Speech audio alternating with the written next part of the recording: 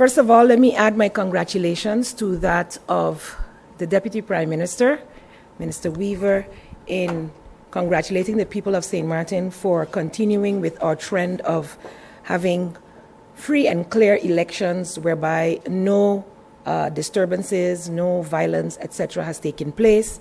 The people of St. Martin have spoken, and I thank each and every voter that had made it their business to go out and vote. I would also like to thank the main voting bureau as well as the Department of Civil Registry for all their hard work leading up to and as they continue to execute what needs to be done in order to finalize everything regarding the elections of 2020. Elections are behind us. I also congratulate all the members of Parliament elect and wish them all much strength in executing the wishes of the people of St. Martin, which is mainly stability in government and moving forward with the rebuilding and reconstruction of St. Martin. I pledge my wholehearted support to the people of St. Martin as the leader of the largest party and sitting Prime Minister to continue in this trend, God's willing, as we continue with the formation process.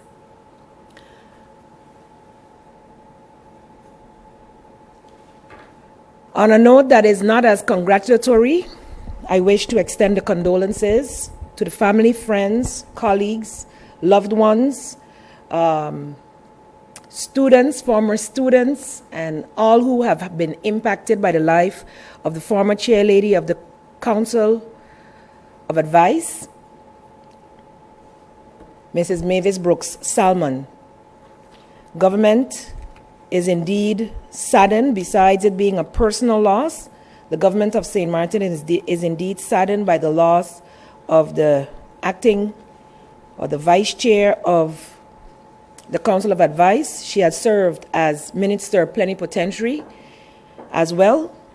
She is an educator at heart, or was, and she will be sincerely missed by government of St. Martin for her input as Council of Advice, which plays a very important role in our legislative process, and also by my person for her personal input in my guidance throughout my process from the age of 9 to the date of her passing. Government has recognized that, and I have been updated by the Secretary General of the Council of Ministers, and we have taken a decision as well in the Council of Ministers to adopt, even though we are still in the process of finalizing what is to be done in case of the death of dignitaries. For this and all other occasions, until it is finalized, we have, as a Council of Ministers, adopted protocol for state funerals, for sitting ministers, members of Parliament, the Vice Chair of the Council of Advice, the Ombudsman, or Chair of the General Audit Chamber, if any one of those passes away during their time in office.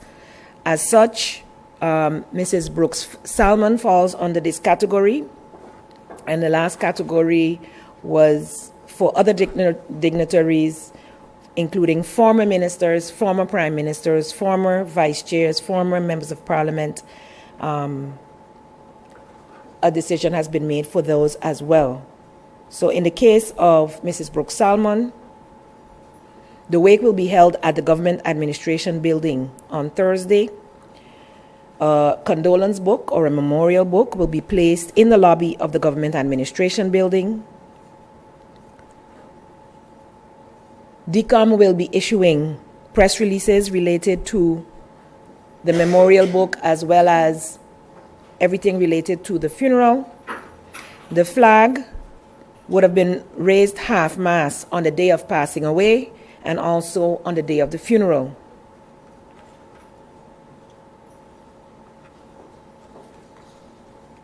Several other points are covered within the protocol, but for the public's information, I believe that will suffice for now, knowing that that type of a funeral will be held and the family will be receiving cooperation and assistance from government in this regard. Again, condolences on behalf of the government of St. Martin, my family, and myself. On Sunday, the government celebrated, together with all persons of St. Martin, the National Day of Prayer Service. Due to the weather, the National Day of Prayer Service had to be moved indoors, and I want to thank especially the Good News Baptist Church for, the New Testament Baptist Church, my apologies, right here in Phillipsburg, for accommodating this service. It was a large church, and the service was indeed an uplifting one, especially seeing the very hectic period that we have gone through, and with us having an agreement in place to move forward with this country. The prayer services were uplifting, and all elected members, as well as sitting members of Parliament and other dignitaries, were given an extra special blessing at the end, with even all the Council of Ministers, the Council of Churches, ministers, encouraging through prayer, through sermon, stability and prayers for the government and the people of St. Martin. I would like to thank the Culture Department for collaborating with the Council of Churches, the St. Martin United Ministerial Foundation, and the Seventh-day Adventist Church to once again host such an uplifting and needed service for St. Martin.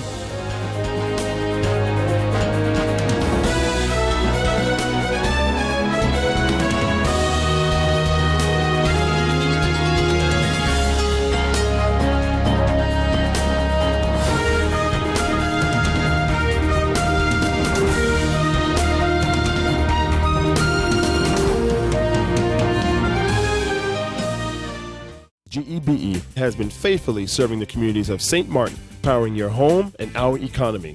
Come rain or shine, our qualified team of professionals are working hard 24 hours a day to provide you and your family with safe, reliable electricity and water. We use the latest technologies and test our products daily to maintain the highest international standards. Our friendly staff is always there to assist you, whether in person, over the phone, or online. We are committed to constantly improving our products and services, making them more efficient, effective, and environmentally friendly to serve you better today and our next generation of clients tomorrow. GEBE, powering a brighter future. Our friend Megawati is here with tips to save you energy. 1. Turn your airco temperature up. 2. Use a ceiling fan instead. 3. Buy energy-saving products. Save some green with NVGEBE.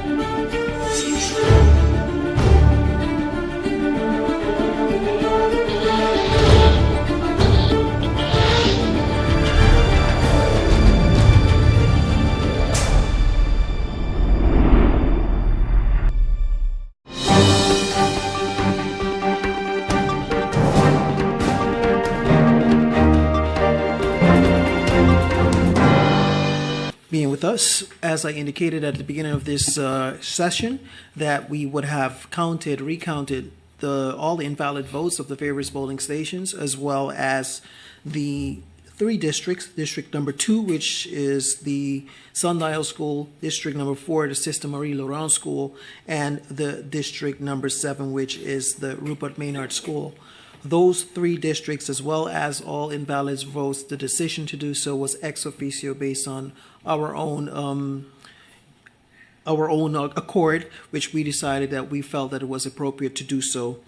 What we will do now, this session was intended for the preparation of our decision, ex Article 87 of the election ordinance. And with having these recounts done now and looking over these the results now after the recounts, we shall deliberate and we will provide you with our decision establishing the results of the election. We will deliberate on everything that took place today, and that public session in establishing our decision shall take place on Thursday. The time will follow, and we will make sure to announce that beforehand. Once again, thank you very much for those that are in the Tribune with us and have been following us, as well as those of you at home following us live stream.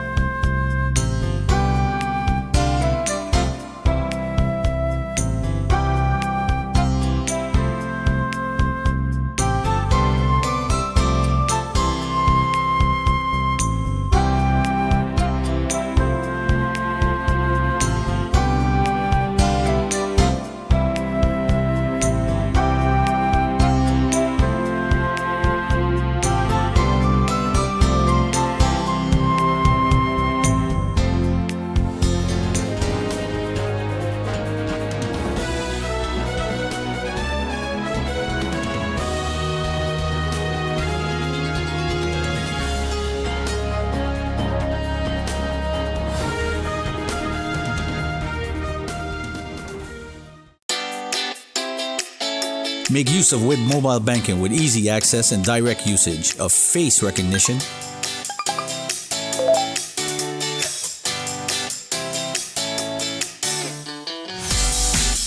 PIN code,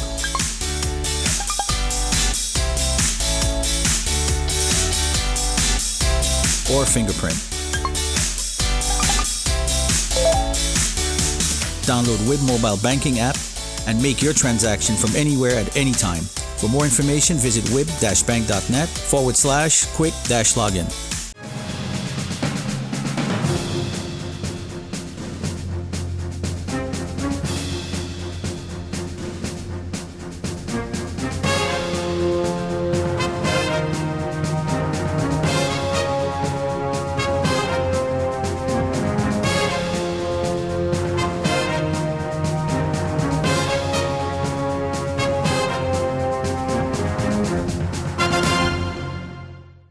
How are you doing this morning? Good. So Rebecca, thank you for coming. I work as a psychologist at the Mental Health Foundation. I mainly see children and adolescents, but I also see adults. So whenever there's a crowd, that's when you're starting to feel Nervous. Okay. Nauseous. Okay. It is kind of like your body. We are so used to taking care of our body. If we have a little ache in our foot, we know to rest it.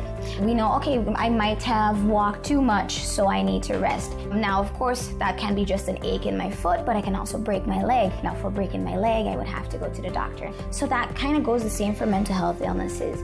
So you can come in for something little as, I'm really stressed out lately. What would you need? A little bit of rest. But someone can also come in with way more difficulties. We're not here to judge right or wrong, good or bad. Is it helpful for you?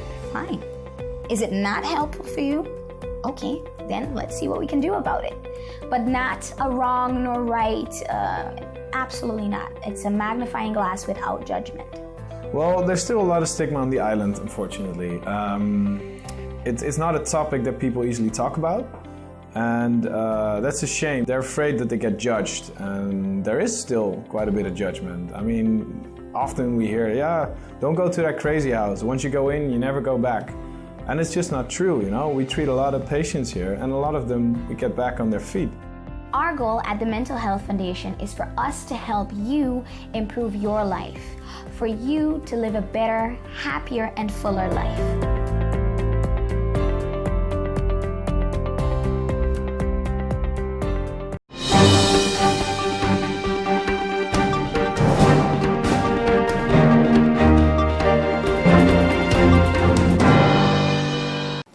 First, I would like to congratulate all of the MPs-elects who were chosen by the people of St. Martin, and especially to the people of St. Martin for once again showing that we are able to conduct a safe and respectful election. I would also like to commend all of the political parties who have removed their billboards in a timely manner. Due to the weather, this may have caused some flying debris, so I'm appreciative that this was removed in a timely manner. Also, NVGEBE would like to inform the public that the water production plant in Kupikoi has been experiencing issues for the last 3 days.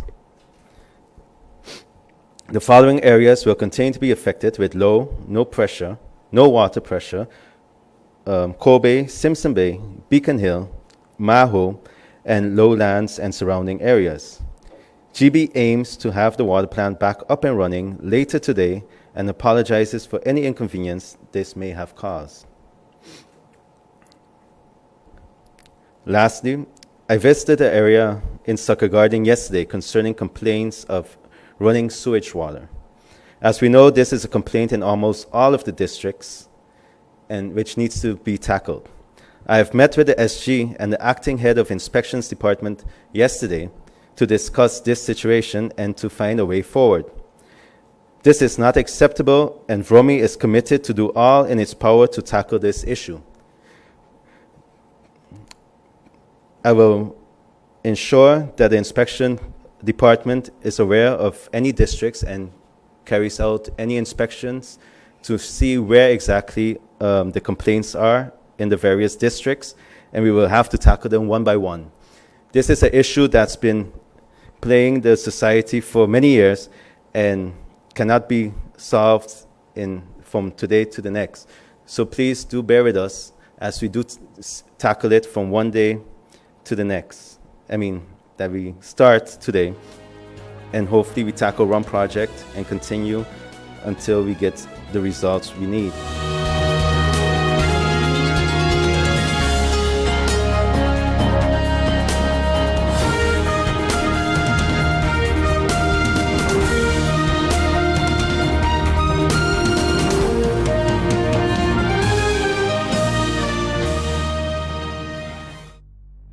Hello, St. Martin. My name is Stephanie Medina, and I play football with the Walichi Women's soccer team. I have represented St. Martin in many different games. For example, the Dutch Caribbean Women's Soccer Cup. I played against Bonaire, Aruba, and Curacao right here in this stadium. Sports matter to me because it makes me happy, it keeps me fit and healthy, and it is very fun. So I asked the business community to take on this challenge and help us rebuild our facilities. And I also asked the community to nominate the local businesses in your area and take on the challenge and step up for sport. Why? Because sports matter. Check out the Department of Sport Facebook page for more information. Hashtag sports matter, hashtag are you in?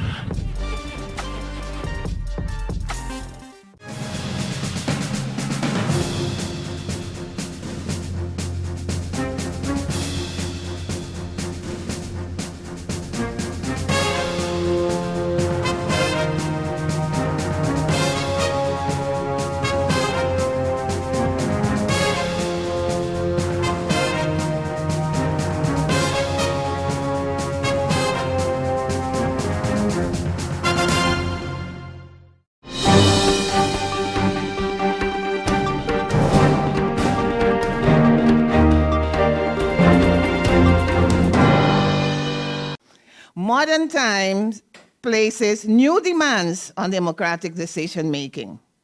The possibility of influencing kingdom policy by Aruba, Curacao, and St. Martin is very limited. The influence of Aruba, Curacao, and St. Martin on formation of ordinary kingdom legislation is not being completely utilized. We should use the statute possibility a little more. When the required consensus is not obtained, are very unclear. When you have consensus in the beginning, we have consensus, but at a given moment, if things change and the consensus is not there, then you can't come and say that it still exists, because consensus is consensus through the whole process and not only at the beginning. And that's how it ends is not clear, it's not stipulated. That's what I mean there. There is more room for delegated regulation on kingdom level than the legislator in the individual countries consider desirable. Citizens of Aruba, Curacao, and St. Martin often do not make use of their voting right for the Dutch second chamber. Citizens on the islands who are Dutch nationals can participate in the second chamber and the European Parliament elections by registering as a voter beforehand in The Hague, and can pick up the ballot at the Dutch representation office. But there are some other shortcomings that are not mentioned in the report, and those are the absence of a directly chosen kingdom parliament with representation of the people of the 4 countries of the Kingdom of the Netherlands. Lack of approachable multilingual information about the kingdom. Everything is in Dutch. The absence of a court of arbitration to solve mutual judicial conflicts, and they're fighting for that now in the dispute regulation, or constitutional issues among the countries of the kingdom. The report suggested the following solutions that are still relevant today. Make public parliamentary documents and other relevant information that digitally available via your own parliamentary websites. Request the Kingdom Council of Ministers to publish a yearly strategic policy document that can be called the State of the Kingdom. Intensify the interparliamentary consultations. IPCO meetings are held twice a year.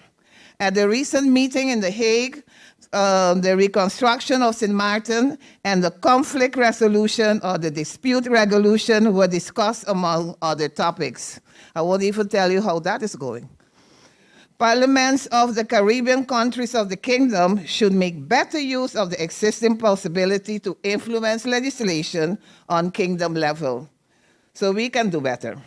Based on the charter, parliamentarians can research a law proposal and write up a report prior to public meeting in the 2nd and 1st chamber. The parliament of the country can also send a delegation to voice their objection during the debate in the chamber. The delegation member has the right to amend and table motions.